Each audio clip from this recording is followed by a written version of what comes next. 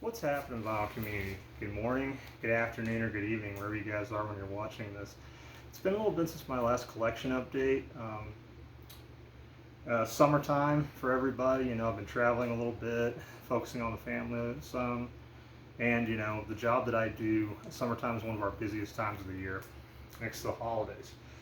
So not a lot of downtime, but had some downtime this morning, so I want to do this update with you guys.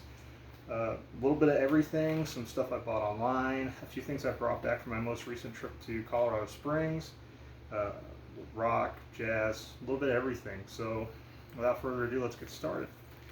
And stay tuned. I also have an unboxing coming up for a really cool 90s, early 90s album that probably not a lot of you guys are going to be familiar with. But great stuff, and stay tuned for that. The first one is actually an album that I learned about through Dylan at Noble Records, which Dylan is one of those guys that we've been friends for a little bit, and I learn new things from him all the time. And I knew I would never find an original of this particular album. Originals, it was a private press. I think it was only limited to maybe 1,200 or maybe 2,000. Dylan, if you watch this video and you want to comment below, you can tell me offhand what the numbers might be. But it was a private press and super expensive. I think originals I've seen around the 2K mark, and they haven't really gone down. So when Rocket Drum decided to put this out as a reissue, I had to jump on it because I wanted the album. You can stream it online as well through YouTube. But while this is in print, definitely grab it. This is Truth and Janie, No Rest for the Wicked. Originally put out on Montrose Records, which is the private press label, and re-released through Rocket Drum. This is the colored vinyl edition that is only limited to 100, which is ironic because I think this one's more limited than the original pressing. But I picked this one up and spun it, absolutely love it, sounds great.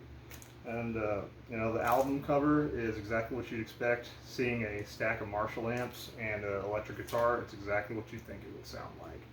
It's pure 70s hard rock, sounds absolutely amazing. I'd love to find an original pressing, but I'm happy having this reissue. And I mean, sounds great. The black vinyl edition is still available, I believe, so definitely grab that while it's still in print, because you're going to kick yourself if it goes out of print. The next one is one of those that I knew of this artist for quite a long time, but never actually sat down and really listened to her work. And YouTube randomly selected this album for me one afternoon when I was working, and listened to it and knew I had to find an original copy. This is Nina Simone, Sings the Blues. This is a 1967 first pressing, Rockaway pressing plant. RCA Victor, deep groove. It's visually about a VG plus, light VG plus. A few marks on it. Plays with a little bit of crackle, but not too bad. This album, honestly, to me, is a must-have just because of 67. We were just getting into the start of the Vietnam War. Social issues in the country, race issues, everything else. And Nina doesn't hold back on this album. One track that sticks out for me is Backlash Blues. It really paints a picture of the time that this album was recorded. And I would highly recommend you stream this one and listen to it. It's an amazing album. I had to search out an original pressing. I love this album a lot. And it's one of her more expensive ones. They generally go around the 100, 150 range for a clean one. But you could probably find a little bit cheaper if you know where to look. But it's been reissued a few times. So if you don't have to get an original, or if you don't need an original, definitely look for reissue. And then I would also recommend just streaming this one on YouTube. It's an amazing album. Highly recommend it. This next one is one that I actually found about an hour from me. There's a store that it's basically sort of like a trading post. He's got a massive used vinyl section. He's only open through the summer. He closes in the fall and winter because where this store is based is in one of the mountain towns, and it gets quite cold up there, and the roads get pretty treacherous at times. So goes up north, resupplies, comes back down, stays open through the summer, rinse and repeat. But you generally want to get there within the first week of him being open to find the best stuff. So I went the first day he was open, found some somewhat interesting stuff, but I found a few gems mixed in with all the so-so stuff. But this was the only one I kept for my personal collection. The other ones actually were sold late last month. This is Blind Faith, self-titled, on Polydor Records. This is an original 1969 German press. Sounds absolutely amazing. This album, my dad had an original U.S. pressing of, and I've played it and really enjoyed it. But to find an original German press was, in Colorado of all places, and just this little hole in the wall store is pretty dang cool. So I had to keep this one. This is an amazing album, and honestly, I prefer this cover over the U.S. one, to be honest with you. But sounds great. Solid VG plus condition, maybe a little bit better. The only problem it's got is the glue separation at the very top, which these flip back covers from overseas are very well known for. The glue wears out, and then they kind of start falling apart. But it's a fairly easy fix, especially being it's a clean separation. But awesome album, had to have it. The next one, if you follow my channel, I posted a video sometime last month, maybe a little bit earlier than that, where I had bought a lot of jazz records from eBay. And the backstory I got from this particular seller was that it was his father's collection. He doesn't have a turntable, so he's just been selling it off as he can. And I was keeping an eye out, especially after the first lot that I bought, because the condition and the rarity of the albums that were there. He had a second lot that he had put up shortly before I went to Colorado Springs, and same thing, send me an offer. There was one album in particular that I really wanted in that lot. The rest were just kind of extra. Sent him an offer. He accepted and got it. And apart from a little bit of wear on the jacket, the vinyl on this is immaculate. This is Money Jungle, featuring Duke Ellington, Charlie Mingus, and Max Roach on United Artists Jazz. That is an original mono press, 1962 mono press. This is I say this a lot, but I can wholeheartedly say this is one of the best pickups that I've had as of late in regards to jazz. I've openly told you guys, jazz is one of those categories I am still constantly learning about new albums. I run across new albums all the time that I've never heard, and so my taste, my palate, if you will, is constantly expanding. But this album is pure fire. It's kind of one of the more expensive ones from Ellington's catalog, and it's a very interesting blending of talent. Max is, and I might be exaggerating a little bit, but Max's drumming at times reminds me a little bit of Animal from the Muppets. It's very loud and in your face. And Mingus is, what more needs to be said about Mingus. And Ellington is an absolute legend. But it's an amazing album. The title track alone, Money Jungle, is to me is worth the price of admission. Definitely search this one out if you can find it.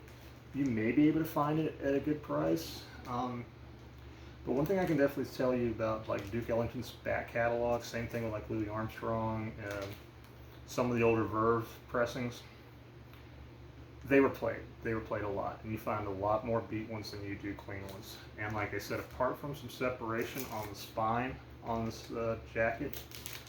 The wax on this is near mint. So, very happy with this one. In fact, I might spin this one after I get done with you guys. We'll see.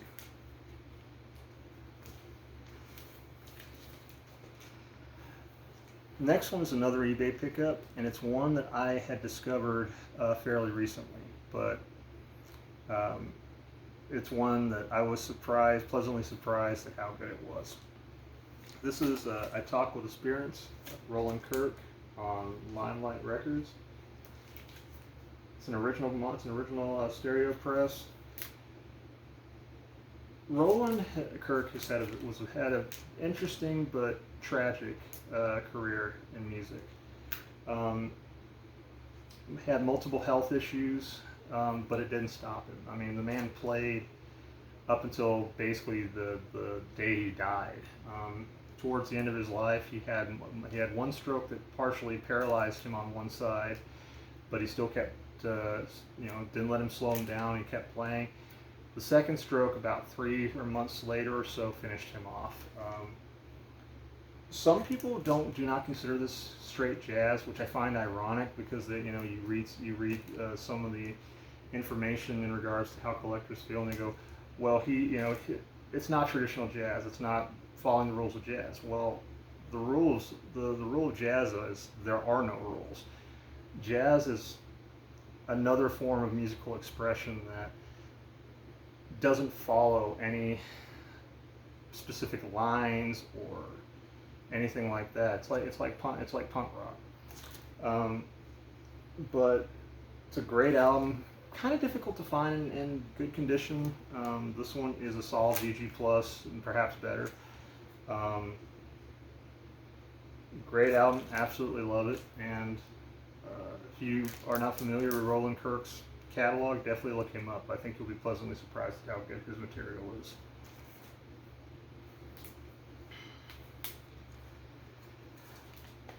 This next one is another one that I actually learned about through Dylan. Because I'll be honest with you, late 60s and 70s and early 70s rock is not necessarily where my knowledge is at. I know the basics and a few new things here and there, but there's a lot of stuff I don't know, especially the obscure bands. He sold a copy of this at his 2-year anniversary sale. The cover caught my attention, and we mentioned a little bit about the artists. I decided to give it a shot and listen to it.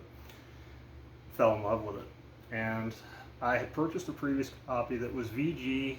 It plays okay, but it plays a little bit more crackle than I like. And this is an album that I truly wanted a clean copy of. Well, a white label promo turned up on Discogs. Sent the seller an offer. He accepted, got it. And apart from a little bit of wear on the top of the jacket, the sucker is near mint. This is Demian on ABC Records. White label promo. This album's amazing. A little bit of backstory on this one is this is actually some of the members of Bubble Puppy. They split, the band split, and they continued on with this. Great album. I don't think this has been reissued. I could be wrong, but an original set you back a little bit of money. I got very lucky with this one. I think the seller had it a little bit and was happy with the offer. But it's a great album. This is another one you can stream on YouTube, so I definitely recommend it. These last two came in by way of Leech Pit Records in Colorado Springs. So I cleared out some of my collection, basically stuff that I wasn't listening to. Reached out to the owner, Adam, and he said, yeah, bring them down, we'll make a deal. And he was more than fair with me, gave me a pretty good amount of store credit, but I go for the big boys. I don't go for the garden variety stuff, as I'm sure you guys can tell. And within 2 albums, I had all my store credit used up. But I'd rather come home with 2 smokers than a bunch of, a stack of meh albums. The first one is a second pressing, but it sounds absolutely amazing, and it is from an absolute jazz icon. This is Blue Note 1593, Blues Walk by Lou Donaldson. This is a 1959 mono pressing, deep groove, whole deal. Literally the only difference between this pressing and an original is the label has the R underneath the E on the end of the note, whereas the first pressing doesn't have that. That's literally it. There's no difference in sound quality. It's still Rudy Van Gelder. The sound's absolutely amazing. I think, Adam tends to be very conservative on his grading. He had this listed as a VG, and honestly, this plays solid VG+. A little bit of crackling on the quieter in between parts of the album, but I mean, it sounds absolutely amazing. And the jacket's got a little bit of sun damage at the very top, and a little bit of fading, but I mean, presents well. No splits, no issues there. Very, very happy to have this because this is the first Lou Donaldson Blue Note that I own, and it's a beautiful example. I don't need a first pressing. I don't, because I mean I'm perfectly happy with the second press, and it sounds absolutely amazing.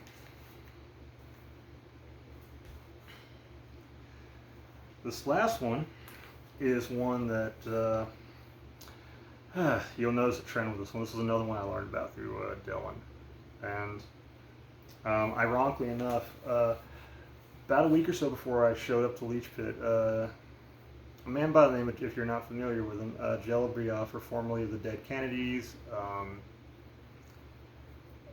Guantanamo School of Music, he's one of the icons of the punk movement, in my opinion, and a lot of people would agree with me, but he's also a music fanatic.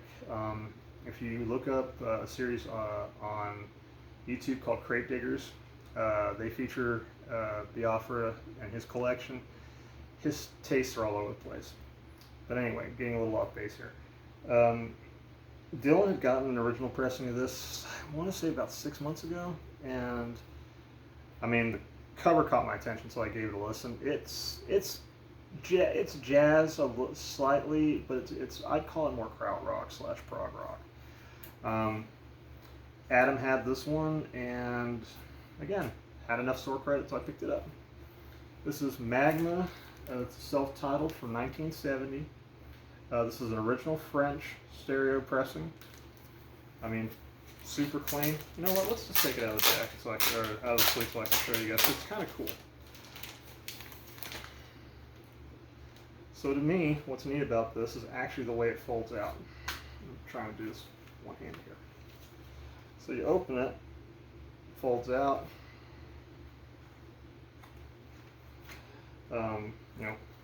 Really clean laminated cover, and it's actually a double album, double disc. Yeah, original French pressing. That's super clean. I mean, this thing is amazingly clean. You could eat off this but I wouldn't recommend it. But I would definitely point into the progressive rock category for sure. It sounds absolutely amazing. It's one of those, I think, prog rock is one of those to me that I feel like a lot of people, it's an acquired taste. You either like it or you don't. There's no in between, in my opinion. And